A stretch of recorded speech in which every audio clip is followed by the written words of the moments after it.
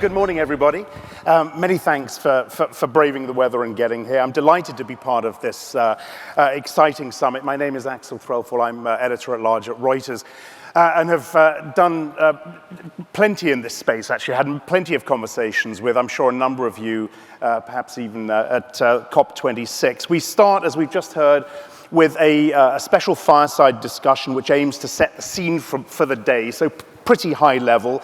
We'll take a close look at these two ambitious announcements that we've heard about. Very quickly, the context, of course, for this summit is, of course, the importance of the S, the social, across the financial services industry, how companies are reckoning with impact, how they can improve the transparency and accountability of impact finance and support the creation of just transition financing vehicles. So that's the context. We also, though, want to look at these two announcemements, which we're going to do now. Dame Elizabeth Corley, as we've just heard, chair of the Impact Investing Institute, and Bina, Mehta, KPMG's chair here in the UK. Very nice to have you with us today, both of you. Bina, let me kick it off with you. Actually, this is a question to both of you, but Bina, let's start with you. Clearly, there's a window now, post-COP26, pre-COP27, to build on the E, yes, but importantly, to really focus on the social of ESG. Why do you think it's taken us so long to get to this point? I think rather than saying it's taken us so long, I would say that the events of the last 2 years in particular, and the current situation we're in, really puts a spotlight on the S. There are deep inequalities in society, and I think there's a role for organisations to play in that. And that's why I'm really excited about this framework, because it really does start to address it.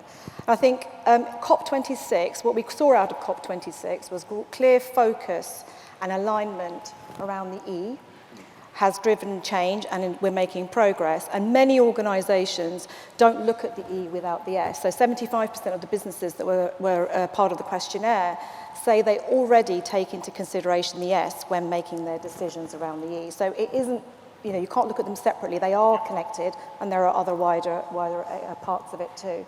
I think the only other thing I would say is we can't deliver a long-term, sustainable, growing, inclusive economy without both the E and the S. Okay, and we'll get into the detail of that in just a sec. Elizabeth, on that, my question was, why has it taken so long for us to get here? Let me ask it a different way now. How much egging on do companies need to get their head round the S? Is it a case of having to sell this, or are you seeing more of an organic process here? I think it's a great question, Axel, and the answer is both. Great companies do great things, and you get a distribution in company performance between the great, the ones leading into the future, and those who are actually waiting to see the way things go. Remember, if you move the way you report, which Bina will talk about more, it's not just a simple, let's put this line in an annual report. It's a massive industry that goes behind it. So it's both. Absolutely believe in engagement by investors and asset owners, but also leading lights, showing example. And that's what the Just Transition Challenge will do. I was going to save this question for later, but 18 companies, I think, on board now for the challenge. I mean, should we be impressed with that number? Should it not be closer to 40 or 50? I think we thought we'd get about 4 to 5 would sign up for the challenge. It's a real challenge. I mean, very often you use the word challenge and you think, oh yes, let's tick the box and do it. It's not tick the box. It's a real challenge, and later on there'll be a panel going into why it's a real challenge. We did work last year as part of the UK's G7 presidency on an impact task force, which we were part of. We looked around the world for examples of just transition finance. And just transition's got 3 elements, not just one. It's not just environmental. It's not just social. It's also got community voice, listening to the people who are going to be affected by it. We found hardly any. So that we get 18 organizations signing up to this, a mix of asset owners, asset managers, and development finance institutions in the UK and in Africa. Okay. We're really thrilled. All right. I'm going to circle back to this. Bina, let's talk a little bit about the framework, the initiative that the Alderman just mentioned. How's that going? Is it going as smoothly as you'd hoped? What are some of the biggest challenges you're hearing about from companies? Yeah, look, so the framework that we're launching today actually is 70 of the biggest and most impactful financial services businesses coalescing and really collaborating around this. So the recommendations are really an industry-led set of recommendations. They're not just landed on the group. There is already great work being done in the sector. So this is an opportunity to bring all those good practices, best practices, to leverage what each other is doing, and then coalesce around the biggest ambition, which is how do we demonstrate that we can deliver positive, measurable impact, which is, some of the things around reporting. So the report really does talk about the 9 recommendations, and they're quite thematic things, Yeah. And they're not new. People will understand them. But what really does come out of that is some of the great work that's already been done, and there are some really clear priorities that will really deliver momentum. And this is about galvanizing behind that momentum that's already in industry, galvanizing to a common end goal, which is to be able to demonstrate that they've delivered impact and made a difference. By the way, can everyone hear Bina okay? It seems like your mic works when you look that way, but when you look this way, it doesn't work so well. No. Maybe it's me. Yeah. What do you tell companies when they ask you how you define a just transition?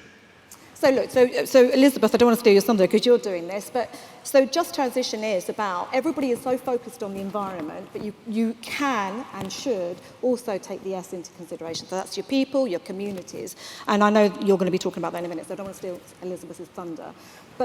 But this report goes beyond that, right? It's about looking at what businesses do themselves, so the finance industry itself. And we are talking about banks, private equity, we're talking about asset managers and wealth managers, as well as insurance companies. So this is a pan-sector view. It's also about the power of the pound and the influence that those organisations have in delivering impact through their decisions and their lending and their activities through the businesses that they interact with. So this is not just about what businesses do themselves in their operations, in their supply chain, and how they interact with their employees and customers. It is actually how they influence what their customers do too. So I think this is quite a powerful movement now. Yeah. All right. Let's. Okay. Clearly, there's a desire, Elizabeth. Let's talk a little bit more about the challenge. How do you sell just transition to these companies? I've seen some of the testimonials. Of course, the ones you put on the piece of paper are going to look good. What do you tell them is in it for them? What do they tell you they're getting back as a result of being part of this? Well, first of all, I think we need to be quite humble about the role of finance. We're part of a solution, and financial institutions are part of a solution. So whatever I say now is in that context, and we shouldn't sit here and think we can sort everything out. We have to work with others. And why people want to get involved is because they want to be parts of coalitions that will solve some of the most chronic and difficult problems in the world, whether that's here in the United Kingdom or internationally. And they get involved because they see that A, they can help, B, it's absolutely fascinating and intellectually curious for many, many young people coming into the industry to feel that they're not just looking at spreadsheets, they're looking at real lives, real outcomes, real environmental and biodiversity solutions. That power of change with purpose makes better and better people want to be part of this industry. So it's not a sales job, actually. It's a conversation. And I think the idea of selling it is the wrong way of doing it. It's a conversation. What I like most about the people who sign up, they sign up with purpose and intention, and they want to be transparent and accountable. And they're doing it because it's central to their strategy, not because they want to wear a new badge on their sleeve because it looks pretty. Yeah. And that's the sort of people you want signing up to this. And you asked before, do you want 40 or 50? I want as many as will genuinely sign up and hold themselves accountable. What's in it for them, there is something though, which is that one of the challenges when you want to do good is to know you're doing good. And that does take an element of measurement. So one of the things we'll be doing in the challenge, and there's a panel later that will go into more detail, but we will absolutely look at what criteria can be used. And this group of 18 with Deloitte and others will co-create using external standards as much as we possibly can, rather than reinventing the criteria by which they will be judged. So they'll get a little stamp, a label, if you like. If they earn it, yeah. If they earn it, yeah. Okay. And I'm sure you'll get into details of how they'll earn it. I hate playing devil's advocate, especially when we talk about... You love it, Alex. Especially when we talk about things like this. But I've noticed, speaking to a lot of the asset managers, a lot of the asset owners over the past year and a half, a backtracking of sorts, especially when we talk about the E. You know, I hear a lot more fiduciary duty rather than conscience and feeling of stewardship towards the planet. I hear a lot more about the fiduciary duty. Is there a danger that you're going to get that sort of pushback in the S bit as well, given I think it's growing in the E bit? Well, firstly, I think fiduciary duty underpins everything we do. If you are a pension fund investing for 30 to 40 years, you want to know that the value you're creating for your members, for the individuals who own the money, is long-term value. So fiduciary duty underpins it. The very early work we did at the Impact Investing Institute, thanks to Ida and others on the team, was to look at this. There is no conflict between fiduciary duty and impact investing or investing with purpose. However, it can be politicized and made difficult for people, but that's not the same as a conflict between the law of fiduciary duty. And that's why, for example, we have 18 pension plans in the UK who've signed up to apply the principles of impact investing. And you couldn't get a more conservative and thoughtful bunch of people doing that because they have to think about the long term. So I don't think there is pushback in the sense of we don't want to do this because it conflicts with fiduciary duty. I do think there's a realization that it's hard work, that it has to be sustainable, and that you have to combine the E and the S, and we think with community voice as well, because if you only just go for carbon, and you get a good score on your carbon, but you're destroying biodiversity, that doesn't work.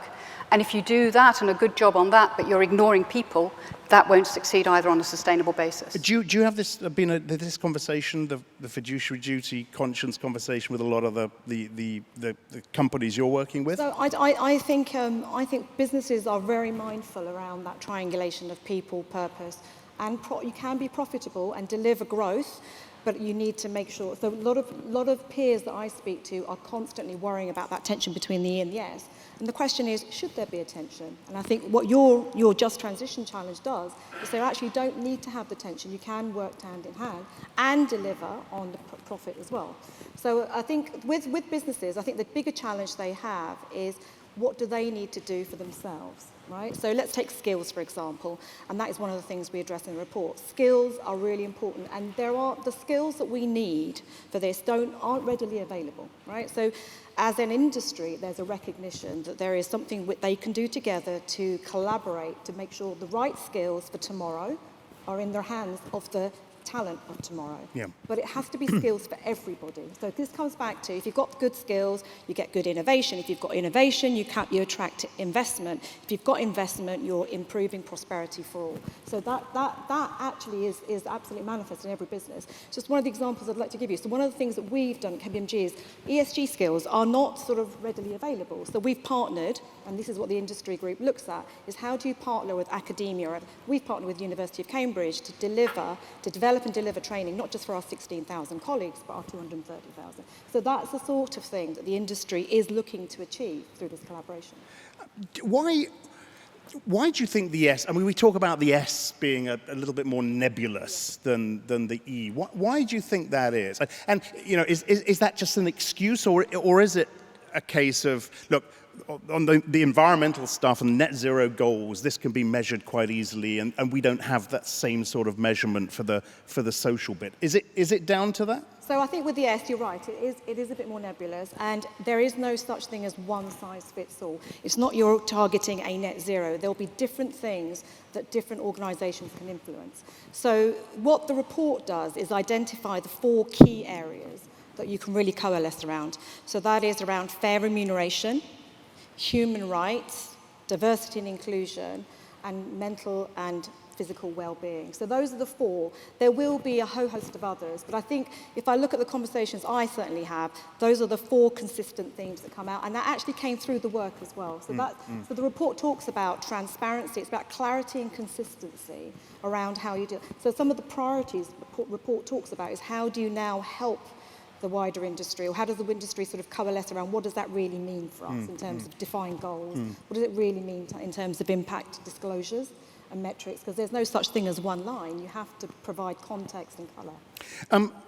Very wary eye on the time. We've only got a few minutes left. But Elizabeth, I mean, of course, your goal is to get as many signed up as possible to the challenge. But for the people in this room, where do you want to be a year from now, do you think? Just Well, putting you on the the spot a goal little is bit very with time frames. straightforward. The goal is very straightforward. It's to mobilize capital.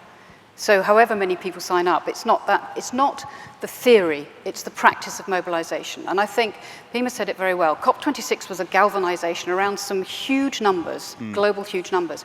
It has to be delivered, and it has to be delivered to some of the difficult parts to reach, as well as the easier parts. And the mobilization challenge is all about delivery of transformative capital, sometimes in public-private partnerships, to make sure we have a change where it's needed. I'm glad you mentioned public-private. Clearly, the policy bit is critical, but do you think the policy bit, especially when we saw some of the criticism come out of Glasgow, do you think the policy bit gets in the way sometimes? Oh gosh, I mean, that's a question that's going to take at least 30 minutes to answer, and we've got 4.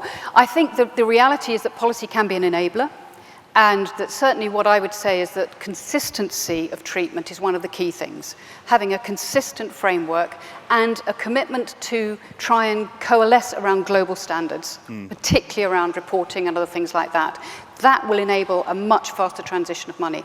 At a local level, very often it's not around policy, it's around tax rules, structuring rules. It's the mechanics of how you get a pot of money mobilized and delivered where it's needed. Yeah. It's less a policy issue and a practical one. At Glasgow, we did a show actually for the City of London, and Mark Carney co-hosted a couple of the days with me, and we talked a lot about GFANZ. We talked a lot about that initiative. We didn't talk nearly enough about this, about the S.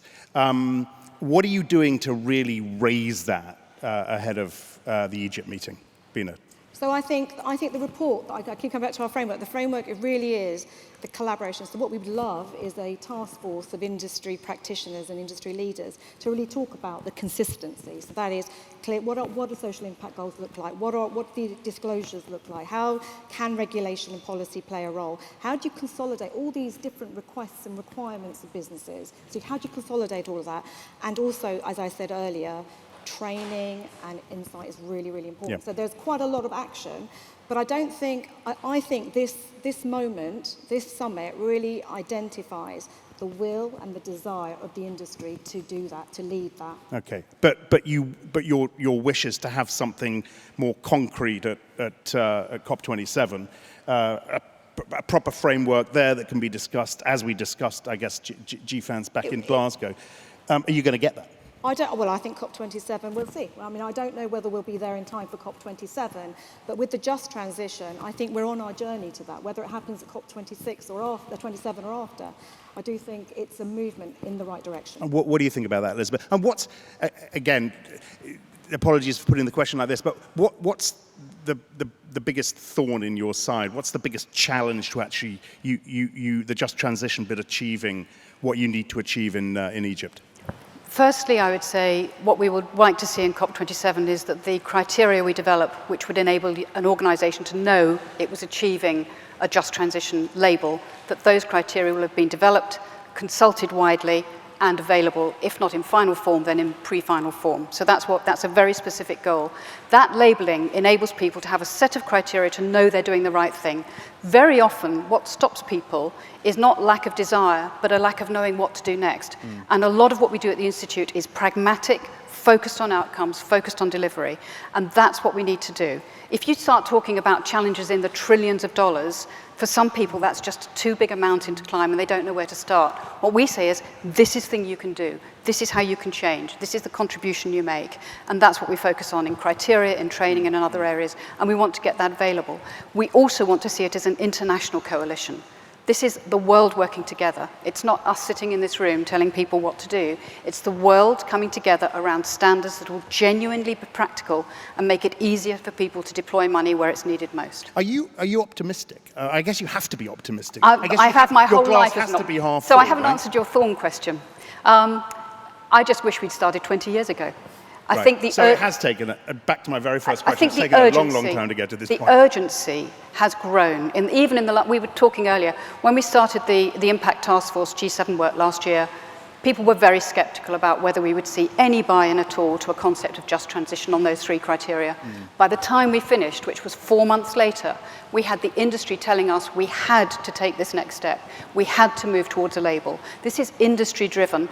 Yes, it might be the pioneers and the leading thinkers, but we had 38 countries represented on that task force, 111 institutions, and the extraordinary consensus that emerged was remarkable. So my thorn in my side is there's no global architecture to deliver net zero. We need events like this, and thanks to the Lord Mayor and the City of London for doing it. We need events like this. We need targets. We need COP27 to go for, because there isn't a global institution to deliver this unless we make it happen. Okay, very quickly, and I'll finish with you, Bina, in a sec. But okay, so targets. And, you know, this is a little crude, but okay, so the 18 or 19 companies now, if we sat here a year from now and you hadn't doubled that, is that a sign that there is not enough momentum and actually you need to rethink the way this is going? First of all, the challenge is closed now. So we've already got 18 is a lot to deal with in terms of gathering a consensus. So we're not on a recruitment drive. What we would love is as many people as possible to critique what we come out with, to look at it and see if it's practical. So that's the ask I would have. And if I had 40, 50, 100 people feeding in their thoughts, that would be brilliant. And the real test next year is what money is mobilized. It's not the number of firms. It's the money that's going to be mobilized that matters. Are you more excited than you are worried by this? Yeah? Absolutely. I wouldn't say I'm worried. I wouldn't say I'm worried. I think this is an incredibly opportune moment to really drive that change and scale. So it's momentum's already there. It's about the scale and then the pace of change. And I think with this desire, I think we are definitely on our way. And with the work that Elizabeth is doing around just transition, I think the two just work so well in hand. With the workshops, final question, workshops happening today, what do the people in this room need to achieve by the end of today, do you think?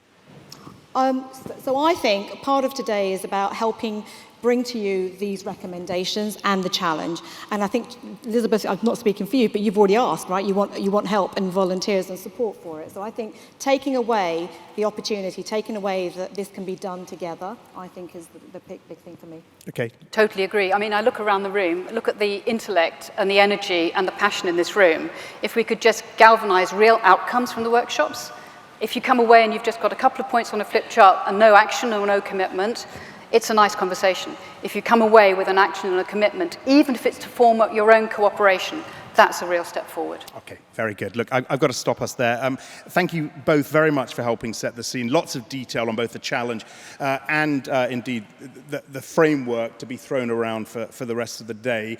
In fact, we're going to start that now with a session from Schroders and Big Society Capital on how impact finance works in practice. That's with Charles Prideaux, who I'm going to hand over to now. Elizabeth and Bina, thank you very much indeed. Thanks, Alex. Pleasure. Thank you.